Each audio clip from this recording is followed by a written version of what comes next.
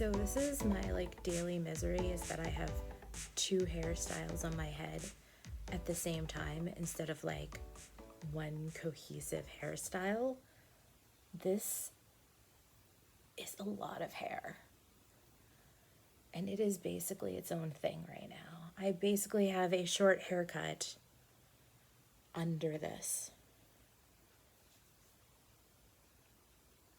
This is hard to do when you're looking in something. But yeah, there's like curls back there and everything. Because it's not bleached like this is. It's dyed, but it's not bleached. And I don't know what to do. Like, part of me is like, cut this part off, but I know I will hate having short hair and I hate growing it out.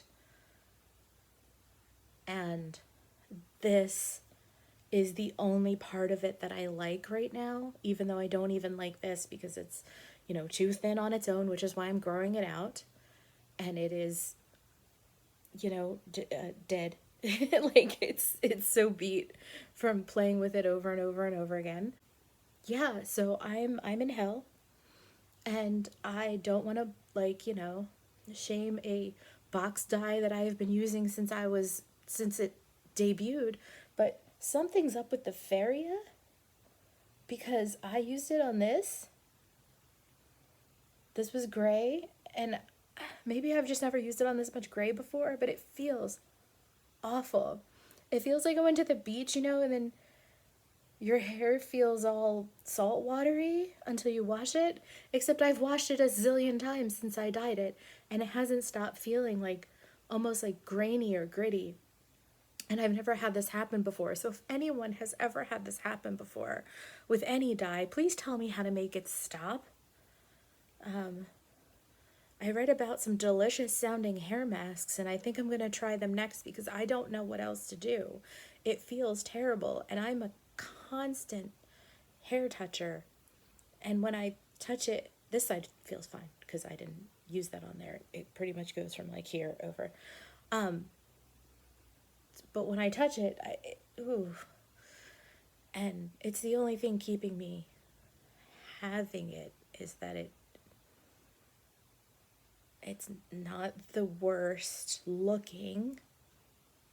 I mean, it's not the best looking, but it's not the worst looking thing in the universe. It's not sticking straight out right now. Usually it does. But it feeling horrible is not helping me power through this awkward phase. It's really hard.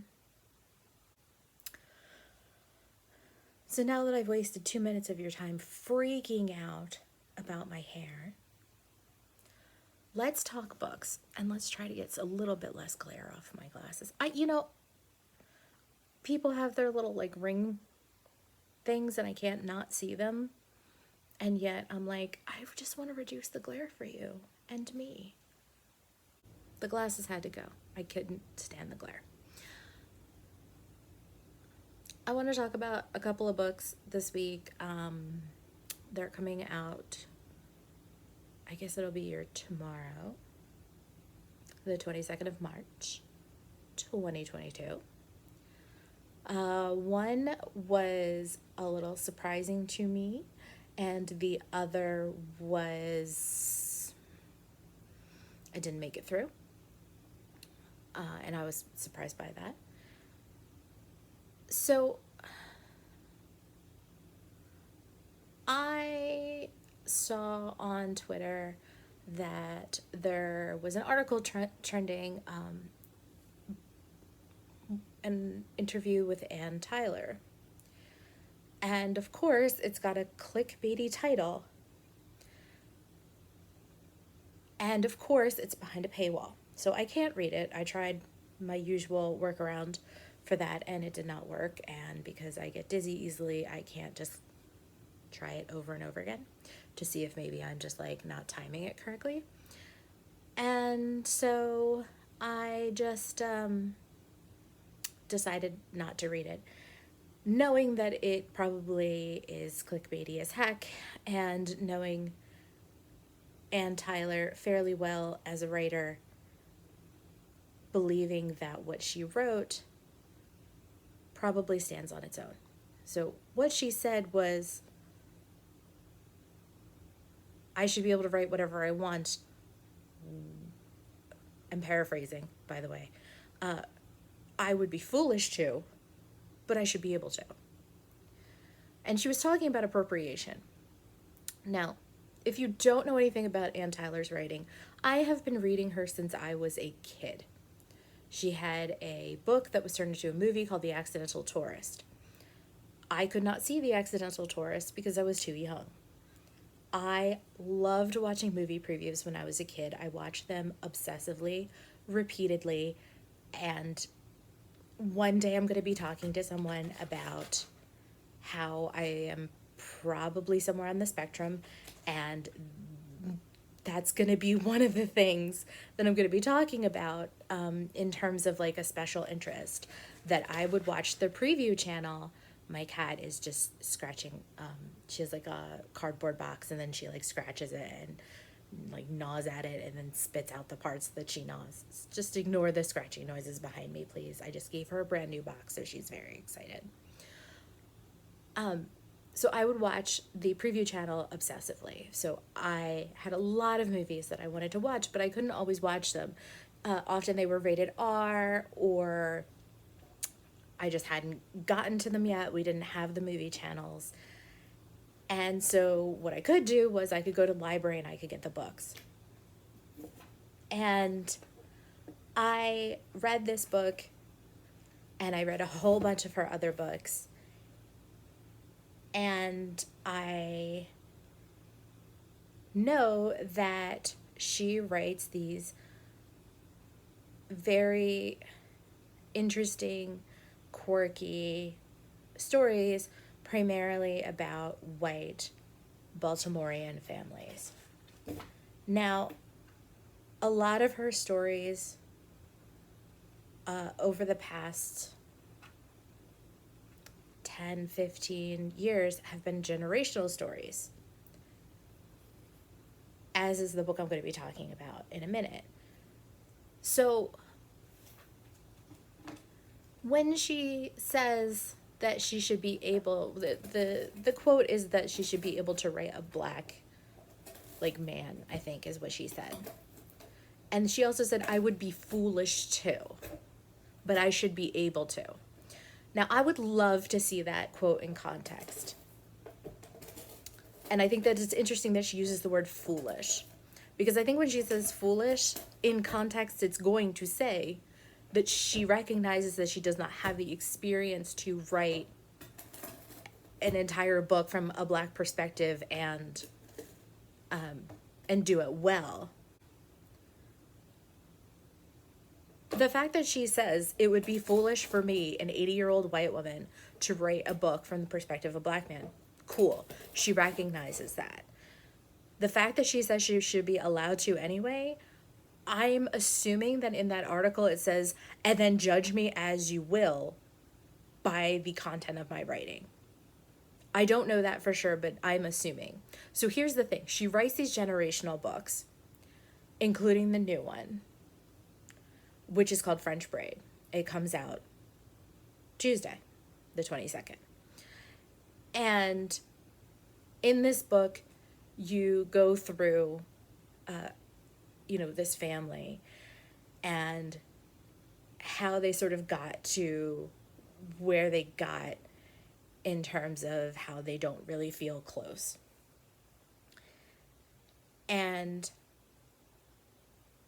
it does go through sort of a little ducking into the perspective of a lot of characters over the course of what ends up being 3 generations. And at the end, there's a character who you do not get to see, who is the only, as far as I know, maybe, non-white family member, someone who marries into the family. And that character is kept off page because the book ends with the pandemic. And she is an essential worker whose family members go to stay with other family members at the beginning of the pandemic when they are like lonely and cut off and don't really know what's going on, and they're afraid of transmission, and they are not spending a lot of time with their family member anyway because she works in the medical profession. And so they're like, we're just going to come stay with you so that we don't feel so distanced from you. And it is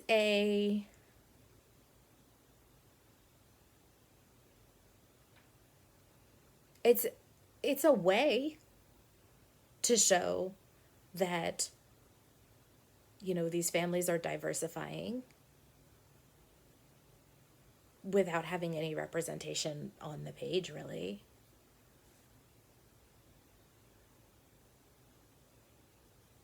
I mean, it's totally a thing that absolutely could happen, and it's a perfectly valid way of telling that story. I think that it's important that she has a character like that because these families, these characters, these families can't exist where they exist forever and just keep being the whitest white people. Like, they don't live in areas that are just forever white and stay forever white and be the sort of characters that they are living in, you know, with these liberal kids who are going to liberal colleges and liberal cities, and then what? Just living out these like 1950s values. It wouldn't be accurate. And statistically, occasionally someone is going to date or marry outside of their race, because occasionally that's what American families do. So for her to say, you know, it would be foolish of me to write from the perspective, a book from the perspective of a black man, I agree. Publishing is still super duper white, and if we're going to have stories about black men, they should be written by black men if they're going to center black men, because we don't have enough people who have had the opportunity to do that. But at the same time, for her to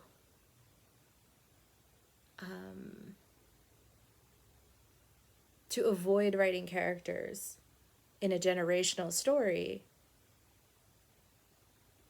and just keep all of her characters white forever, I think that it is in some ways realistic, in some ways feels a little unrealistic at a certain point. And I appreciate that there is a character, and I'm less appreciative that we don't actually get her on the page really at all. In fact, I'm almost positive she's not on the page at all. That said, the thing about the book that actually got me is my nostalgia for having grown up reading her books. So I haven't read every single one of them, but I have read a lot of them. In fact, to the point where I don't know what I've read and what I haven't. I only know the ones that I own because I've read them multiple times. But I know for a while I was getting them like out of the library, and you know, I was much, much younger then. This was probably 30 years ago. And so to me, it turns out there is a huge streak of nostalgia in me for her writing. She has these characters that I did not realize were almost stock characters for her at this point. You know, a flighty mother who has takes strange space from her family, a son who is a little disconnected and sort of goes his own way, and you know, I was just like, this could be this character from Ladder of Years. This could be this character from Dinner at the Homesick Restaurant. And yet it isn't. It's a whole new book with a whole new family, and you're just sort of dipping in here and there with each person, and yet it's a quick read too. Like it didn't feel like I was reading it for very long. And yet when I was done with it, I felt like I had gone through all this time with these people, even though it felt like it was told almost in these teeny tiny little vignettes and not that many of them. I was really sad when I realized it was going to go up to the pandemic. I was like, no, don't you dare take my precious nostalgia babies into a real life scenario. Like, that's on me. Don't worry, that's on me. That's all my nostalgia. That's like, hey, these are turns out these are my comfort food. I don't want my comfort food covered in like, I don't know. I was gonna say hot sauce, but my comfort food is always covered in hot sauce. Um, it's like tater tots, hot sauce. Uh, I don't want it. I don't want it. I don't want it to go up to the pandemic. I don't want to think about the pandemic when I read something so nostalgic to me. I was thinking about the book days after it ended, which I was very surprised about.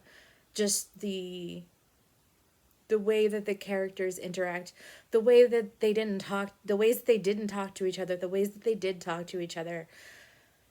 She at 80 still has this way of writing families, and as someone who like will like stomp around the house sometimes and talk about like how sick I am of like a certain type of like I want to say like whiteness in books and how sick of it I am. This is not that. It's also not, it can be very soft, but it's never really like schmaltzy.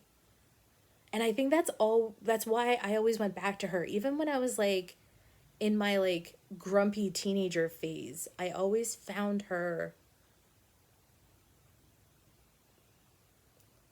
she's a little, her characters are always a little odd. They're like little oddballs walking around the world, you know, being themselves and having their family sort of react to them.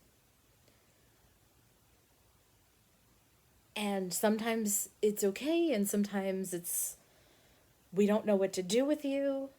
And sometimes it's, that's just how life is. And I've always appreciated that. I guess I really appreciated it as, sort of an oddball myself. Although I still feel like Dinner at the Homesick Restaurant would just annoy the crap out of me. I am way too picky. I can't imagine being vegan at the Homesick Restaurant. I just can't. Anyway, yeah, so I really liked it. I'm not super crazy about the title or the lines that give it the title, but there are some really strong moments in there of just what feels like real human interaction, real human, even if they're not living the way that you would live or the way that I would live, there's just something very, I don't know, the article like refers to her as like Jane Austen, and she's not like Jane Austen at all. There's never a sense that she's critiquing these characters. She's always just holding them up to you and saying like they exist.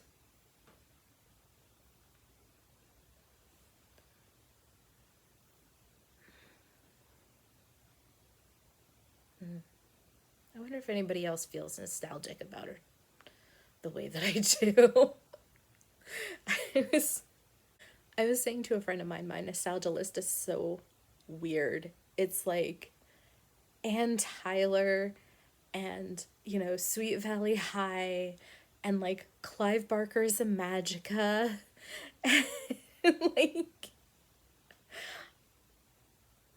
like a little bit of the Babysitter's Club, but not really. Like, I don't know. I have these like,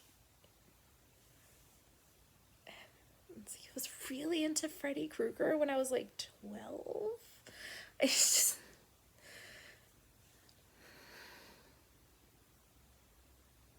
but my list of other things that I was really into when I was 12, I don't really want to talk about, even though I did see Turning Red. And I know that we're all very into talking about the things that we were like weird about when we were 13 now.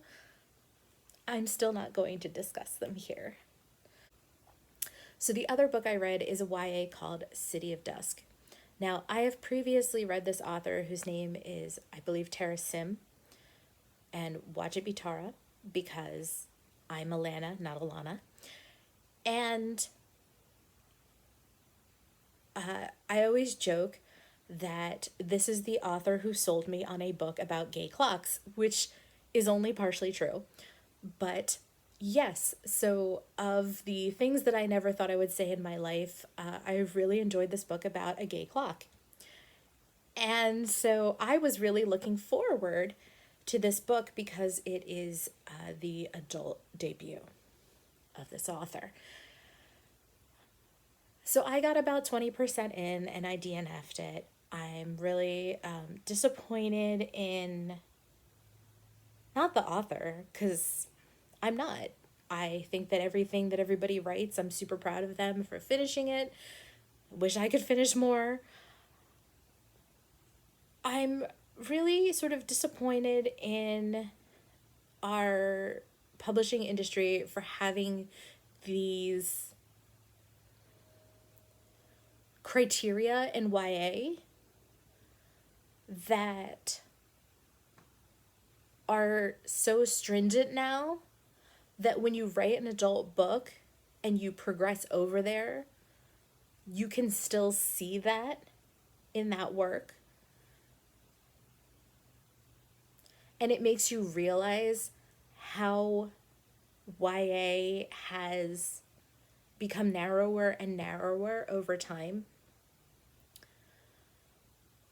So this book, City of Dusk, is incredibly complicated. I think that's one of the reasons why it's not YA. There are these realms, they have been sealed off by the gods. The gods are definitely accessible through magic. There are these families who are directly descended from the gods, so they have powers. And beyond that, I was really lost. That's not what made me stop reading the book, though. What actually made me stop reading the book was the fact that the structure of it was multiple points of view, which kept cycling in such a way that I just could not get into the characters. I did not have enough time with each of them. And then on top of that, being in this really complicated world, I just felt like I had barely gotten to know anyone, and the plot was already like moving along by 20%, and the world was super complicated, and the parts weren't coming together for me. So I will sort of set aside needing to know what's going on as long as you can give me a couple characters who I'm invested in. And the problem is when you have these huge amounts of characters with points of view. I thought there were going to be 4, but I read in a review that there were up to like 7, that I'm basically dipping a toe in with each of them, and I can barely tell them apart or figure out what their cultures are, because they have these very distinct cultures, and what their motivations are, other than like a one line description that I could probably still give you even though I've moved on and read a couple other things since then. But the thing is, it wasn't clicking. I think that the point of view thing, what is very, the structure of it felt very YA. I think that is because Sim comes from YA. And now I'm like, well, what if Sim is pronounced Sime? See, this is what I do with names because mine is so mispronounced. And so, yeah, like, I just felt like you were getting like a couple of pages with someone, and that felt very YA to me. Whereas usually when I end up, because I'm not an epic fantasy person, like, at all.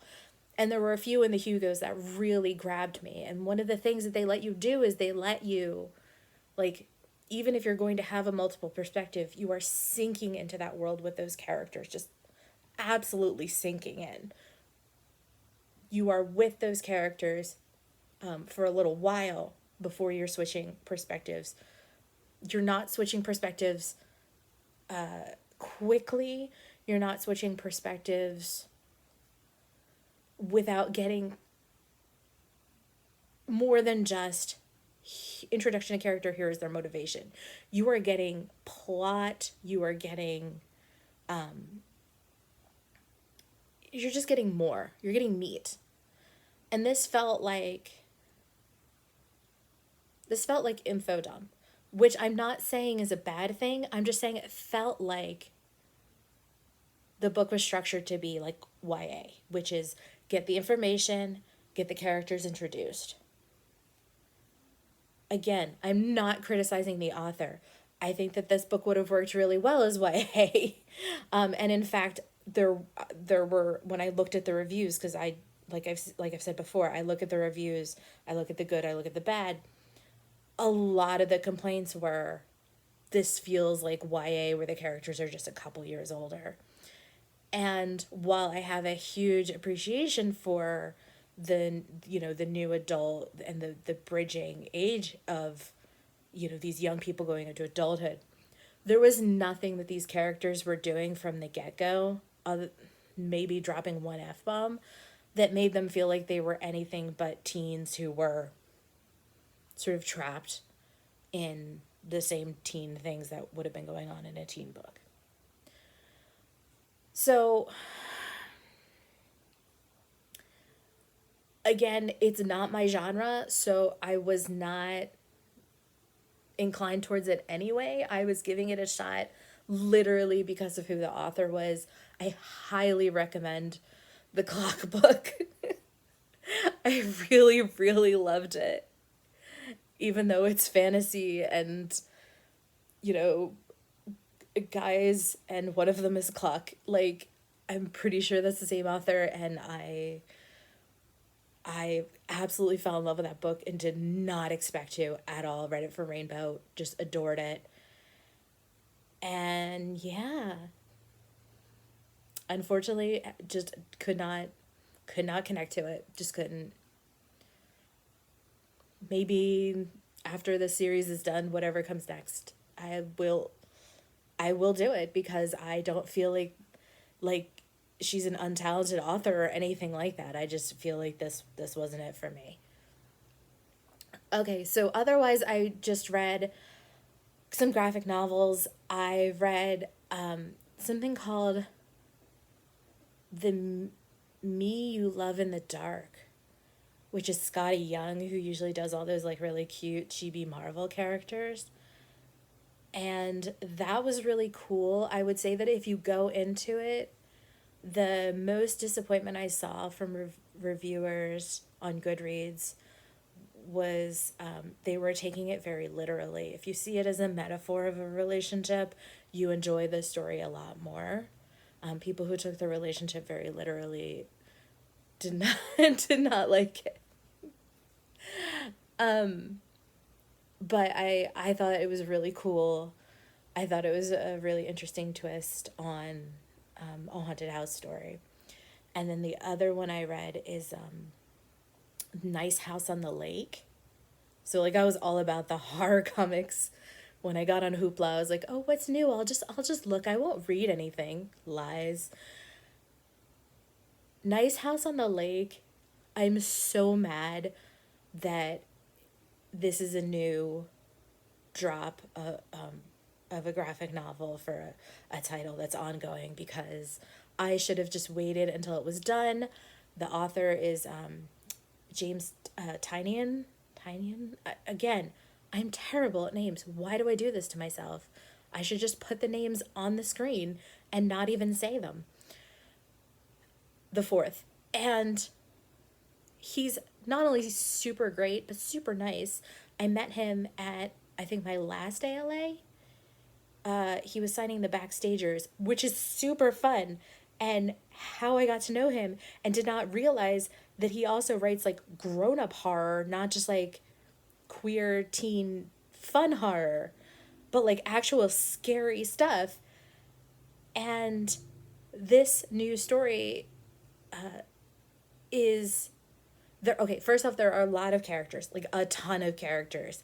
And I don't even think I got all of them down by the time that the book ended, and I don't care, because they all have names and they all have symbols and they all have titles, and that's a lot of information to process.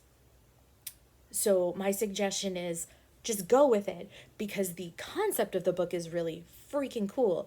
All of these people who are all connected by one person get invited to a lake house for a week, and then when they get there, the world ends outside of the lake house. And that is all I will tell you, because I want you to experience it as much the way I did as possible, which is, ooh, that sounds cool. Why don't I read that? And yeah, you should totally read that, except that it's ongoing. And that makes me sad.